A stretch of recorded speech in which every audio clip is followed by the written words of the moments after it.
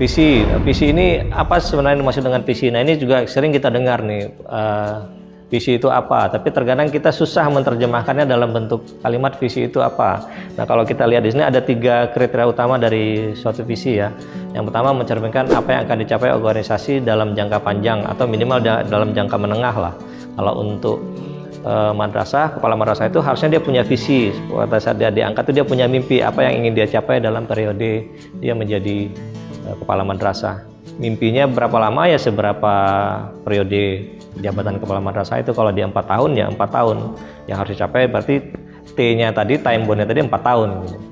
Nah kemudian memberikan arah dan fokus yang jelas agar organisasi dapat eksis dan antisipatif serta inovatif. Artinya apa? Semua pihak yang ada di dalam organisasi tersebut dia harus fokus pada visi itu. Apa yang menjadi visi itu yang menjadi roh atau semangat dari kita bekerja di organisasi tersebut. Nah kemudian ini yang penting juga, mudah diingat, ringkas dan sederhana. Yang seringkali kita lihat ada beberapa visi itu sangat panjang gitu, susah dihafal, kemudian kata kuncinya banyak sekali gitu. Makanya sebaiknya visi itu sesuai dengan periode waktu yang kita punya terbatas, ya harusnya mudah diingat, ringkas dan sederhana. Mungkin kalau biar tidak terlalu membebani, mungkin hanya dibuat dengan 2 atau 3 kata kunci. Misalnya kalau untuk madrasah, apa visinya? Misalnya menjadikan madrasah yang berprestasi, berbasiskan iman dan takwa. Nah tinggal nanti didefinisikan berprestasi itu apa, kemudian iman dan takwa itu apa definisinya gitu. Itu yang harus dikonkretkan dalam bentuk ukuran-ukuran yang kuantitatif. Mungkin bisa saja orang lain punya definisi yang berbeda dengan definisi kita, itu tidak apa-apa.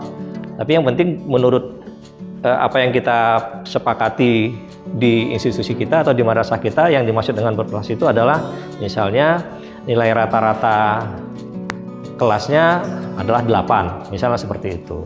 Kemudian iman dan takwa itu indikatornya adalah pemahaman siswa tentang pelajaran-pelajaran agama, Islam dan segala macamnya yang bisa diukur atau dites dengan hasil tes tertentu.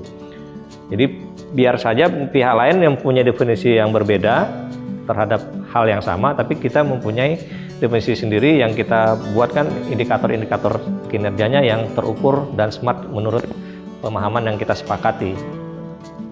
Mungkin itu yang perlu dipertegas di dalam pengukuran visi ini. Selanjutnya setelah visi adalah misi. Nah ini juga harus